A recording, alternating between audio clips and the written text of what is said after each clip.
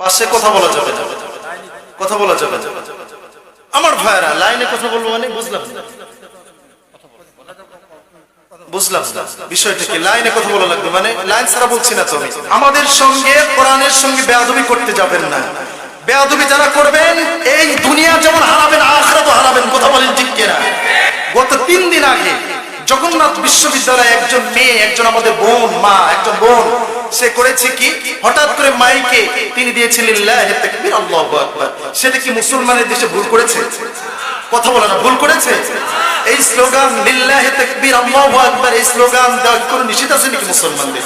মাইকটা কেড়ে নেওয়া হয়েছে। এবার বলা হচ্ছে যে আমি আমার কাছ থেকে যে মাইকটা কেড়ে নিলাম আল্লাহু আকবার, এটা কি কোনো দলের স্লোগান? কেন আমার কাছ থেকে মাইক কেড়ে নিলাম? আশ্চর্য কথা। যে দল করলে আল্লাহু আকবারের স্লোগান দেওয়া যায় না, এইটা কোনো মুসলমানদের দল নয়, এইটা মুনাফিকদের দল। কথা বলো ঠিক কিনা? কেমন করে তুমি আল্লাহু আকবার স্লোগান বন্ধ করতে যাও? আমরা যখন নামাজ পড়েছি, ইশার সালাত পড়লাম, তখন তাকবীর দিয়েছি, তখন আল্লাহর নাম ছিল কি ছিল না? আমরা যখন রুকুতে চলে যাব তখন আল্লাহর নাম আছে না নেই? সিজদায় যখন চলে যাব তখন আল্লাহর নাম আছে না নেই? যখন সারা জীবন ইসলামের বিরোধিতা করতে করতে যখন মারা যাব তখনও আল্লাহর নাম আছে না নেই? তাহলে আল্লাহর নাম দায়ী কোন জায়গা? যখন এই পৃথিবীতে তুমি ভূমিষ্ঠ হয়েছিলে, ডান কানে আযান বাম কানে ইকামত দেওয়া হয়েছিল, তখন আল্লাহর নাম ছিল কি ছিল না? তাহলে আল্লাহর নাম নিলে এত চুলকানি কেন? কথা বলে না, কথা বলেন, কথা বলেন, এত চুলকানি কেন আল্লাহু আকবারের সঙ্গে? আমার ভাইয়েরা মনে রাখবেন, এই আল্লাহু আকবারের স্লোগানে ভয় পায় খ্রিস্টান। হেলফাস just as the son of God, খ্রিস্টানরা ভয় পায় না। আল্লাহু আকবারের স্লোগান দিলে ভয় পায় হচ্ছে মুনাফিক, আর মুনাফিক তৈরি হয় মুসলমানদের মধ্য থেকে। প্রত্যেকে কথা বলে না, মুসলমানদের মধ্য থেকে মুনাফিক তৈরি হয়।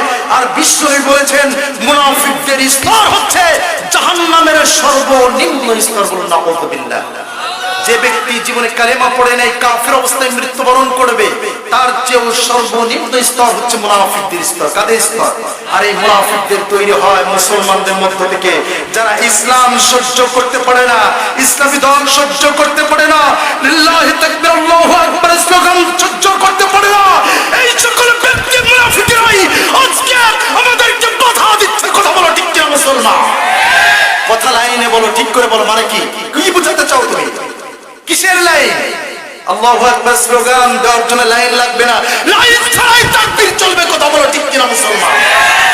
আমার ভাইরা, কারণ বিশ্বনবীর উপর যখন কোরআন নাযিল হয়েছিল, বিশ্বনবী যখন ওই মক্কার কাবা গৃহের চত্বরে আল্লাহর কোরআন তেলাওয়াত করত, আবু জাহেল, আবু লাহাব, উতবা, শাইবা, মুগীরা তারা বিশ্বনবীর কণ্ঠে কোরআন তেলাওয়াত শুনতো, আর দিনের বেলা তারা বিরোধিতা করত। কথা বলেন, কথা বলেন। আমার ভাইরা, আমরাও যখন কথা বলি আমাদের এই জায়গায় কষ্ট লাগার কথা ছিল। হুজুর কথা লাইন মতন বলবেন, এই কথাটা বলার কথা ছিল কোন খ্রিস্টান, কোন হিন্দু, কোন বিধর্মী। কিন্তু দুঃখজনক এই মাহফিলগুলিকে কাউন্টার দেয় আমার মুসলমান, এক জাতীয় মুনাফিক নামে মাত্র মুসলমান। কথা বলেন ঠিক কিনা?